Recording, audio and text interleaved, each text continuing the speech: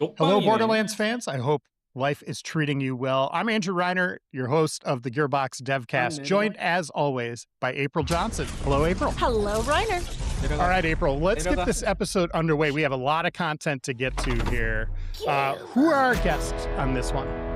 Ooh, let's see. Mario Rodriguez recently celebrated 9 years here at Gearbox. How you doing today, Mario? Hey, how's it going? Yeah, 9 years. Damn. Time does fly when you're making games, It right? does. Tell the community a little bit about what you do, what's your title, and how you're spending your time at Gearbox. So my title is Senior Project Producer. I've been spending a lot of time on all things post-launch for Borderlands 4 over the last year, so it's been a lot of fun. For those that maybe don't know what a senior project producer does, kind of high level, what else are you doing to make sure this product goes from inception to being out there for the community? So we work a lot with all kind of departments all around Gearbox, anything from, creating concepts and assets from the very beginning, all the way to the end with like marketing materials and all that stuff. So as a project producer, we're kind of involved in a little bit of everything. And we get to kind of spend a lot of time working with a lot of really creative people.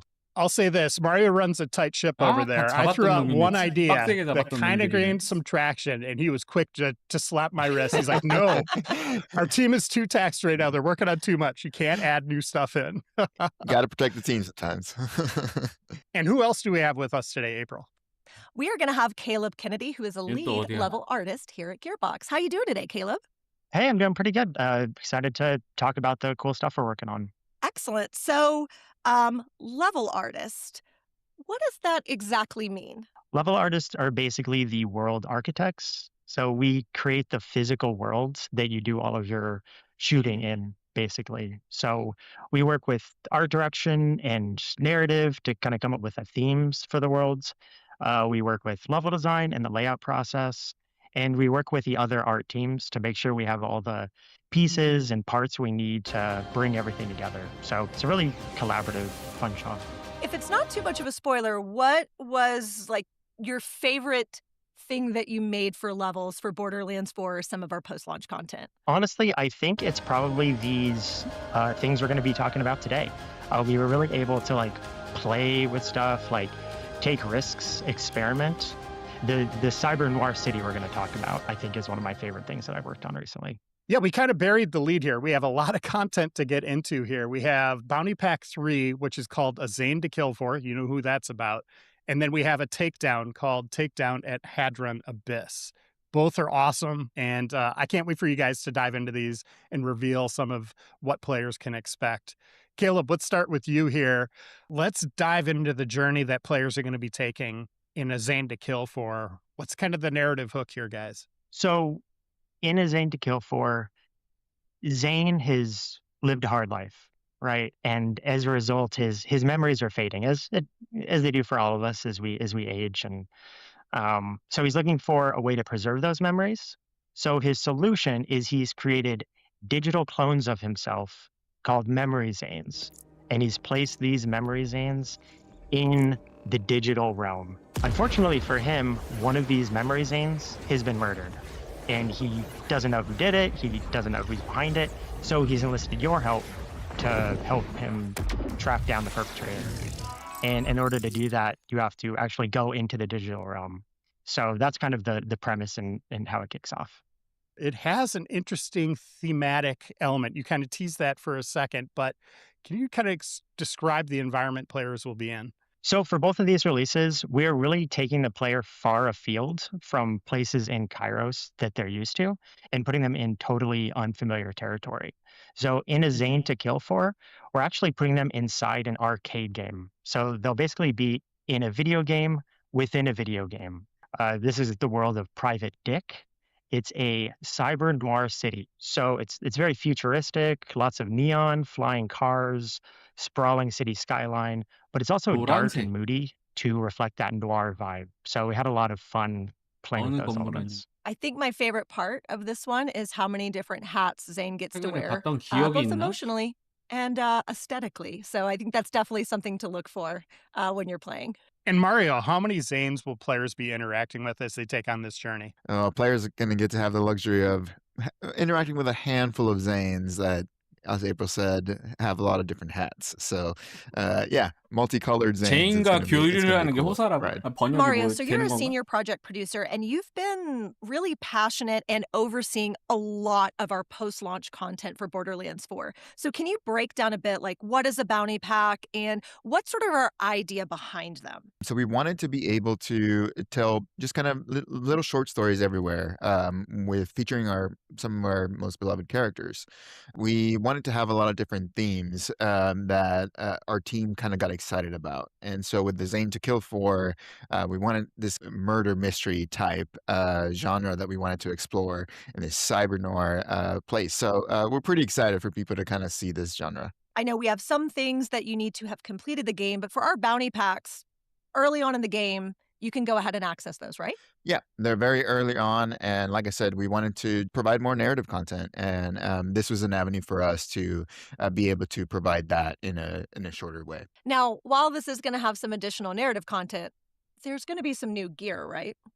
Of course, it wouldn't be a Borderlands expansion or a DLC without any more gear. So it comes packed with a pearl that everyone would be excited about, and handful of legendaries as well. So there's plenty to farm. And the thing I love about this, Caleb, you touched on this for a second, is that we're kind of going off Kairos. You're kind of getting that journey down the rabbit hole, so to speak, into a different kind of world. Can you talk about bringing this one to life? Like, where did you pull inspiration from? What did you really want to accomplish within the world itself? The most fun we have creating environments is pulling inspiration from the story. So this is a video game inside a video game, right? It means that the city itself that we're creating, it doesn't need to necessarily follow the rules of gravity or physics. So we can really get playful with the environment. It's also a city that's kind of unstable. So again, in terms of pulling inspiration from the story, we wanted to take the murder of the memory Zane that we're investigating and kind of bring that into the setting. So the buildings are kind of digitizing away. They might be floating above the player. There's pieces missing. Roads and bridges are unreliable because they're splitting apart. So we were able to kind of like bring that all together and create a player experience that's really informed by the story, which was really fun. And with the instability of the world itself, I'm guessing that means more traversal than you maybe had in the previous Borderlands game. We had a lot of verticality there, but now, like I said, things are floating away. Can you kind of describe the gameplay experience players can expect? Yeah, that's a really cool thing about post-launch content. We're really able to run with some of the cool new mechanics we've introduced in Borderlands 4. So for this, it was really important to us that you're moving through the city in an engaging way. You're not just walking down sidewalks, running and gunning down the streets. So you're scaling buildings, you're grappling up to rooftops to fight enemies, you're gliding across cityscapes, you're breaking into apartment buildings and dance clubs. We really wanted to use those mechanics to make sure that the player could interact in a way that was really engaging and dynamic. So that was a lot of fun on this project. I'm such a fan of cyber noir and having even some of that synth wave and vaporware kind of style in it. But when you think about level and the design of that and the art of that, were there any challenges or ways that you were? I know we used color to sort of distinguish our Zanes, but that was something that you brought into those environments as well. Yeah, it was. Anyone that's navigated a new, unfamiliar city knows how overwhelming it can be, and that goes doubly for, our sort of city, which is very unreliable city. Unreliable city, exactly. I mean, that makes it even more overwhelming potentially, right? There's a lot going on, lots of neon, stuff's coming apart. So we wanted to make sure that the player can navigate easily and have a good time making their way through the level without relying on the HUD too much. So part of what we did was we came up with color districts. So we chose a primary and secondary color, and we themed each section of the city with those colors. So now the player should have a good mental map of each section of the city. And on top of that, it creates a cool, unique vibe for each part of the city. It creates a unique atmosphere for each section. So I think it works out really well. Yeah, I think when I first when I started my game dev career, it was a thing that I knew intellectually, but when you really see how vital lighting is, like when you see a level or a map pre and post lighting, it is such a dramatic difference. Lighting is totally transformative. Absolutely. It's incredible working on a map, and you see that point that lighting comes into it, and it just totally changes things. It's amazing. Mario, are we going to be seeing any new enemies introduced in this bounty pack? Yes, we are. So we're introducing a new enemy type that we're calling glitch enemies. And so these enemies will basically try to keep you on your toes as they randomly teleport and swap locations with other enemies. And my last question here for you guys, this is such a cool thing. Where you find this arcade game that you interact with is in an arcade. And Mario, what can players expect from it? Do you have that friend that just spends all their time in their inventory and just looking at and comparing their items, and you want to go shoot things, but you have that friend. So now we have a little place for you to spend your time while they're looking through their inventory. I'm glad you gave my co-op players a video. I've got to figure out what SMG I'd like to bring into this fight. So with the mini games, how did that come to be? Like, what part of the development process were we like, we should have mini games? So the first map in this bounty pack is actually an arcade. It's Zane's Arcade. It started out as just kind of a bachelor pad. We wanted a few games, a few classic carnival and arcade games. The artist that was working on the space ended up creating just a ton of awesome games. If you can think of it like a rhythm game, a dancing game, he made it. And he really got inspired. The systems team saw those games that he had made, and they actually made them interactive. So now you can actually play them. So the space went from being just kind of a simple intro area to a really cool atmospheric space that the players are going to want to hang out in, play games in. It's just really cool kind of example of developers bouncing ideas off of each other. We have a vault card for this bounty pack. It comes with, like you pointed out, some new legendaries. There's also an array of cosmetics. Can you guys tease anything there? Mario, any jump out to you? So this is an arcade video game type game, and there's a lot of neons, a lot of really cool cosmetics that are very digital kind of materials in that sense. Like all mug cards, we have 4 rerollable 좀 pieces of 대가리 gear, 이번에 좀 괜찮은데? and lots 차량도 to choose 나오고. from in those cosmetics. So lots of really cool ones. All right, let's shift gears now to another big piece of content we're releasing, Takedown 사드로 at 나온 the 아이템 Hadron Abyss. 괜찮은 건가 For those of 보네. you that don't know, takedowns are mob-centric, endgame, challenging content that really pushes the players to use all of their skills to make it through to the end. Mario, help me out in describing this. What can players expect from this takedown? First of all, the theme of this takedown being underwater was just awesome. The 수중 team did an amazing 맞네. job 물 수중 같다라고 with trying 생각했는데 to 맞네. get this kind of claustrophobic feeling. It's what you come to expect from us from, 맞네. as far as 약간 takedowns 랩처 같은 go. So 느낌이었거든요. lots of mobbing. You get to the midpoint fight where you 뭐야? fight some 잠못 보스 mini 3마리? bosses. More mobbing, and then you get to the final boss, which we can finally say it's the child Terramorphous.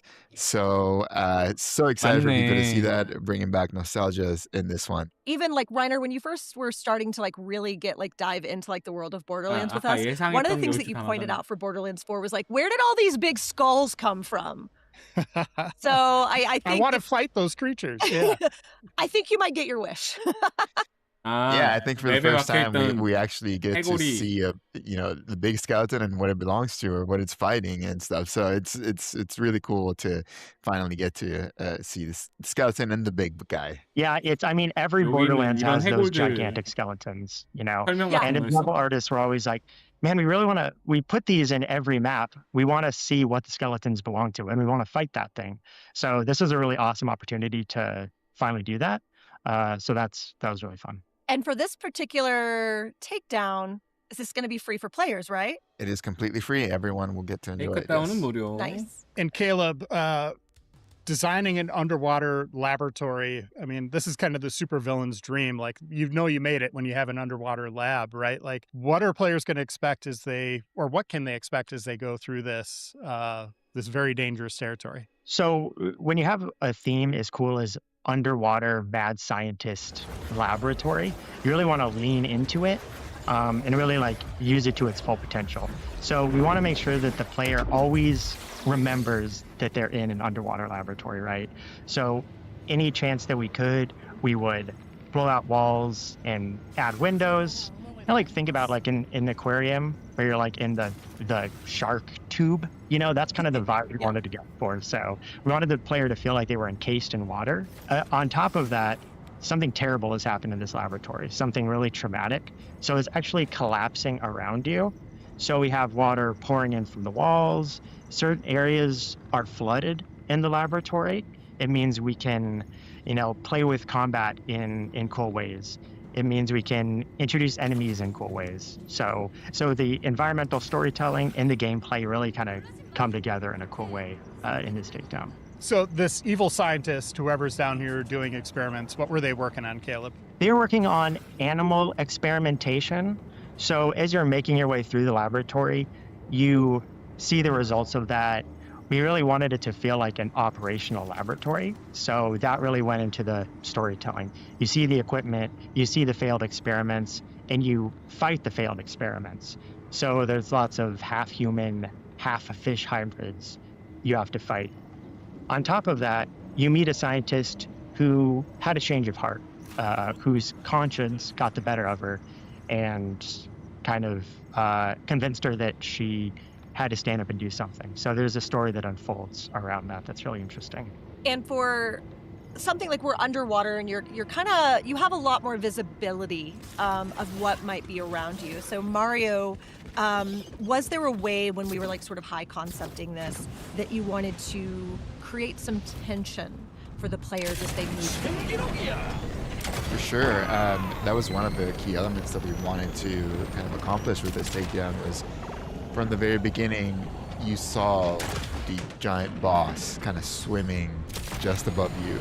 So you're going to get to see the Child Terramorphous just swimming as you're making your way through the takedown. So that was just a really cool moment that sometimes I just stop and like watch because it's really cool. So I'm excited for people to see that. And as players make it through, take on this boss, complete it, that's just the beginning. There are multiple difficulties. There's things that players can interact with here. Mario, can you kind of set the stage for this? It's a little different system than we're used to. Yeah, so this is the new part of this takedown. So after you beat it, you unlock this challenge system. And so you're able to kind of choose your difficulty. Of course, the harder difficulty that you put it at, the more rewards you'll get at the end. So if you go all the way, you can unlock up to like 5 red chests worth of lots of loot. And so it really depends on kind of how much you want to challenge yourself. And that's all part of the system of the takedown. And what kind of loot can we expect? Oh, man. Lots of really good loot. That's not good enough. You got to be more specific. Yeah. So we can expect a pearl for sure, 1 per lesson. And we have 9 legendary pieces of loot. So including 6 weapons, a shield, a rep kit, and a grenade. So it's all that plus 5 class mods as well. So 5 class mods, but maybe more? Yeah, 1 more when Story Pack 2 comes out with our new Vault Hunter. Now for this one, we've 새로운 got 놀이터 헌터가 bosses 나온다고? and mini bosses. So are any of those going to have a dedicated drop? Of course, yeah. So same as usual, we have our dedicated drops for both of them. We should also dive into the roadmap for Borderlands 4. We just released a new version of it today. What are some of the highlights that we're going to see on this updated roadmap? So last DevCast, David mentioned that cross-platform progression was coming soon. I'm excited to say that it will be releasing with this update. I'm really excited about the next bounty pack. Like these projects that we're talking about today, we're also taking the player to some really cool, unexpected places, and we're also playing with traversal in really interesting ways. So I think that one's really going to blow players away as well. So I'm really excited to be able to talk about that. To recap the roadmap, both that takedown and bounty pack are coming on June 25th. This new content includes new missions, bosses, and gear, including challenge-based cosmetics in the takedown. Our update after that will be Bounty Pack 4, which offers a bunch of great new content and a new vault card. Then in September, we have Story Pack 2, our new Vault Hunter, and Bounty Pack 5 releasing together. And of course, you're going to see more about that on future devcasts. April, per usual, let's end this episode with some community questions. 징크가 나오네요. So Mario, Borderlands 3 featured 2 raid bosses per takedown. And raid bosses in BL4 have a timer challenge in Ultimate Vault Hunter mode. Do the bosses in the BL4 takedown also contain a time challenge with bronze, silver, and gold and platinum rewards? Yes. However, timers work a little differently here in the takedown because now you'll be able to unlock new mayhem levels. So this will be an entirely new mode in the takedown where players will be able to scale the enemy health and attacks. So based on the mayhem level, you may want to get better builds, but you unlock those by getting good time in those timers. So that's how the timers work. Now, timers also work a little differently as compared to the invincible bosses in BL4. Whereas the timers start at the start of the boss fight in the raid bosses. For the takedown, the timers start at the very beginning of the takedown run. So you'll have to make sure that you're doing your best as you get through the entire takedown. So some of the comments that we see are really curious as to why do we choose to use a timer for some of these boss fights? Yeah, so timers provide a way for us to challenge players, and so for players that want to take on the ultimate challenge, that's how we provide that with timers. And as we see players beat the content in platinum or gold, they get better rewards for that. So that's how we do it. My emotional support DevCast guest, Grant, only 2-time guest here on the old DevCast. I know that he very much, as the creative director of a lot of our post-launch, wants to make this challenging.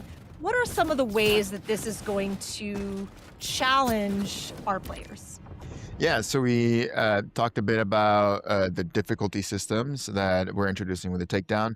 But with this takedown specifically, we have very limited spawn points as well as limited vending machines. So you got to be good at your ammo management as you get through the takedown. So some things to look out for. Well, speaking of the different ways that we challenge the players, what's some other ways that you're going to see that manifest in the next content? Yeah, so with the takedown, we talked about the mayhem levels. There is one additional last game mode with this takedown, which we're calling hardcore mode. In this one, you will basically only have one life, and it will also have wildcard mission-like traits as you're fighting through the takedown. So that means that if you're in a group and one of the players dies, everyone has to restart the entire takedown. So... And you really got to trust your co-op. That's hardcore for everyone. Yep. Mario, in some of the other content in Borderlands 4, people are circumventing the mobbing and just going right to the boss or to the conclusion of that challenge. In this takedown, is there going to be required mobbing? Yes, there will be. As you go, we have 2 bosses in the takedown, so you have to get through the mobs to get to the bosses. So yes, there will be lots of mobbing in this one. And Mario, if there are 2 raid bosses in the takedown, how exactly will Moxie's Encore machine work? Well, with the takedown, because this is the one that we're releasing for BL4, things are a little differently, and you will have to complete the run every time. And Caleb, here's another community question. Will the takedown require buying Bounty Pack 3? It will not. Anyone who has Borderlands 4 can play the takedown. And Caleb, in a similar breath here, is 왜 넣는 거야? 무료라고 박았으면은 that will come with the bounty pack. Yes. All right, guys, this content is awesome. I can't wait for players to get their hands on it. Anything else you want to add? I think players are going to be really, really stoked at how different, how varied this content is. I think we're doing something really, really exciting and bold this time around. So yeah, I'm stoked for players to see it and for them to play in these cool worlds that we built for them. Yeah, I mean, we have a takedown. That's cool. So I'm excited to see them all play it. So yeah. And thanks so much for tuning in to Gearbox's DevCast. Be sure to leave any comments or community questions for us on our Gearbox socials. We're definitely peeping and creeping those because we want to make sure that we're addressing as many of those questions as we can on our next DevCast. Speaking of our next DevCast, what are we covering next time, Reiner? We're going into another bounty pack, which is called Murders and Acquisitions. I wonder if we can tell them who they might see. I will say it's a very fancy lady. Dun dun dun. To be continued. And April, we're not done yet. We have one more thing. Let's introduce the world to Loveless, our next Vault Hunter. 러브리스?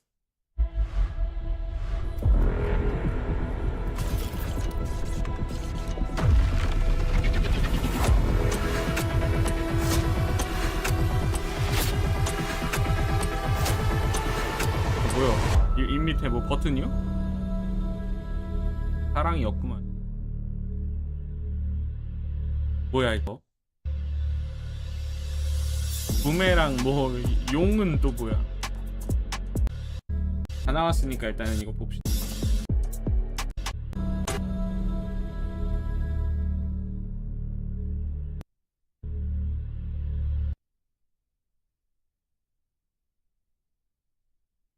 후크?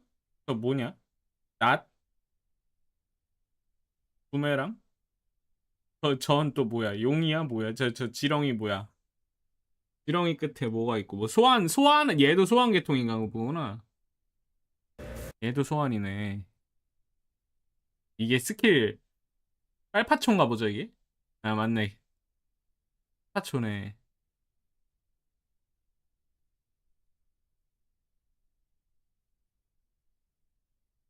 해커라고?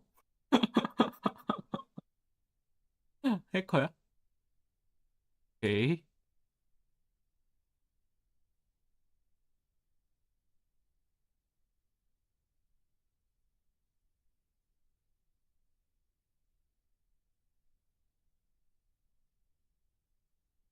레이드 보스, 미니 보스, 전설 9개, 펄 등급 하나. 플러스잖아요? 이거 같이 나온다는 건데 미션도 추가되고 보스만 엄청나게 쏟아지겠네 다음 주에. 크로스 플랫폼 세이브. 어?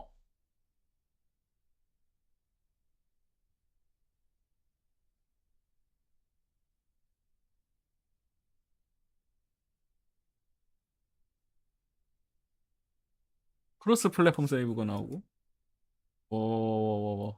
필요 없습니다. 닫기. 버그 픽스는 아니 당연히 해야 될 걸 여기다 쳐박고 있네. 어이가 없네. 니들 할 일이 없구나. 버그 픽스는 너무 당연한 거 아닙니까 게임사로서.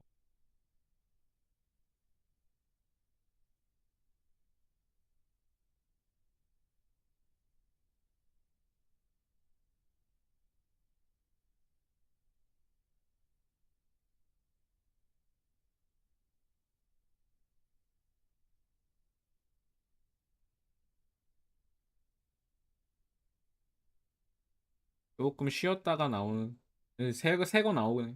얘는 또 얼마나 그거에서 나올라나.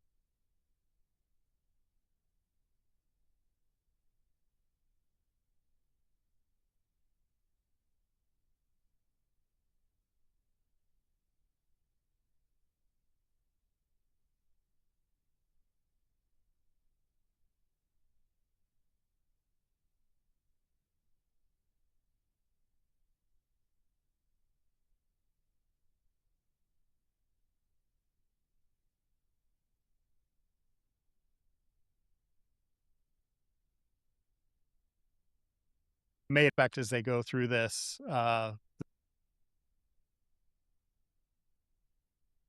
This very dangerous. 이번에는 그거네. So when you have a theme as cool 랩터네. as underwater bad scientist laboratory, you really want to lean 랩터 나오는 거 into it 뭐였죠? and really like use it to its full potential. So we want to make sure that the player always remembers that they're in an underwater laboratory, right? So any chance that we could, we would 바이오쇼 blow out walls and add windows.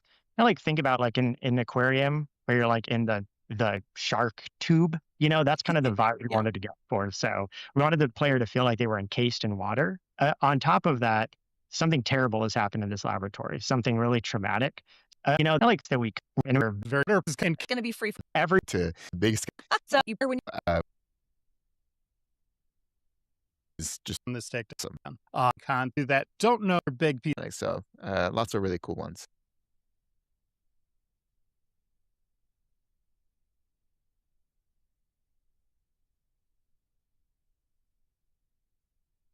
저게 이번엔 실드랑 사건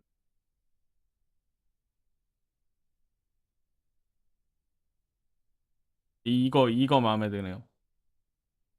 요거랑 요거 마음에 드. 지지직거리는 느낌이.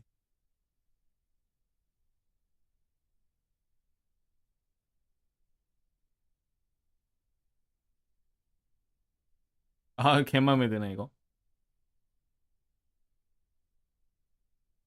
이건 필요 없고.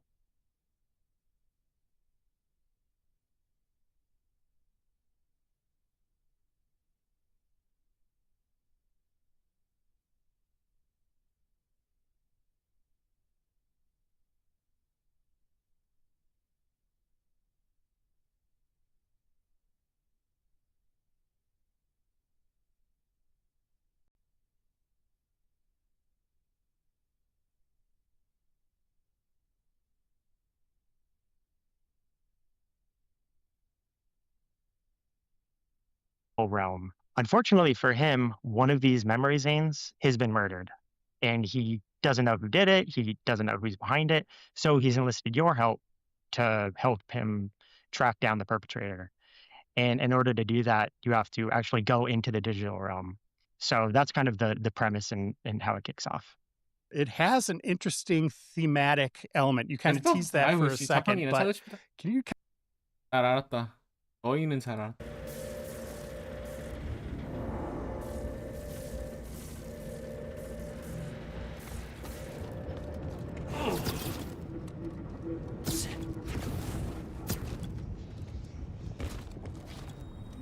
아니다. 이 자판기 오래 걸릴 것 같으니까 나는 빨리 끊도록 하겠습니다. 빨리 끊고 찾아서 올리고 내일 저도 아침에 바쁠 예정이라 빨리빨리 하고 하도록 하겠습니다. 런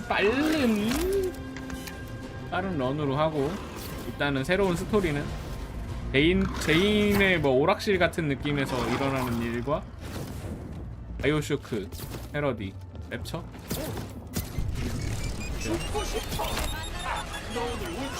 약간 비슷하나 여기?